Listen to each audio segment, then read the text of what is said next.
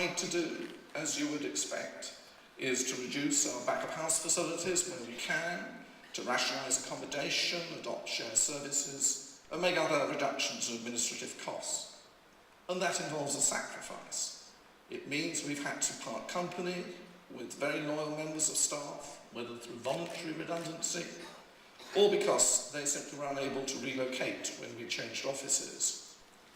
But the fact is, it's illusory to think we can be exempt from the general climate of financial stringency. And the challenge to us is to make the best choices for the future and not to be overly hidebound by the practices of the past. And in this context, I would just mention the fee for intervention scheme, which I think is a very good way of how we can both provide a new deterrent to those who fail to meet their legal obligations, but at the same time actually provide more resources for HSE to provide a higher level of activity than would otherwise be the case. But the bad news, I have to tell you, for everyone who wants to interrogate me on this during the question time, is that we're still engaged in technical discussions and there's absolutely nothing more I can tell you. And we are a government body, it's important to say that, and we have to be responsive to government's needs and priorities. I noticed we've already had references this morning to slaying the dragon of health and safety.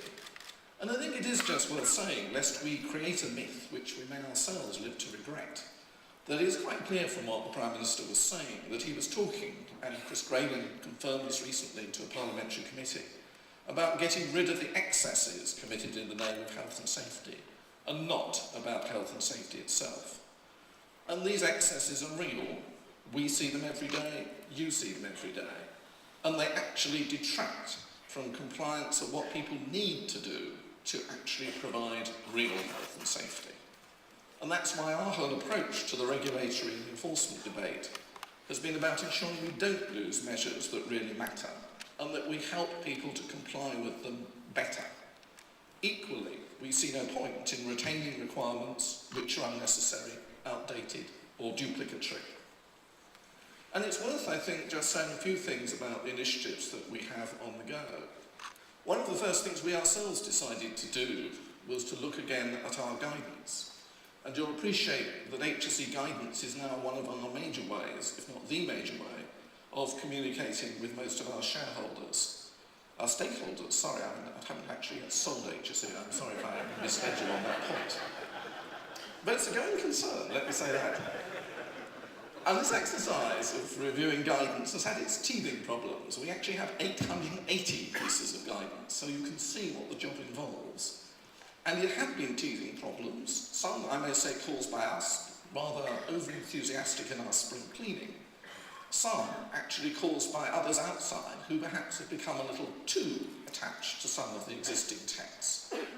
But what we want to do is make compliance easier to understand and to achieve. Just as with computerised risk assessments, we actually want to help small low-risk businesses, charity shops and so on.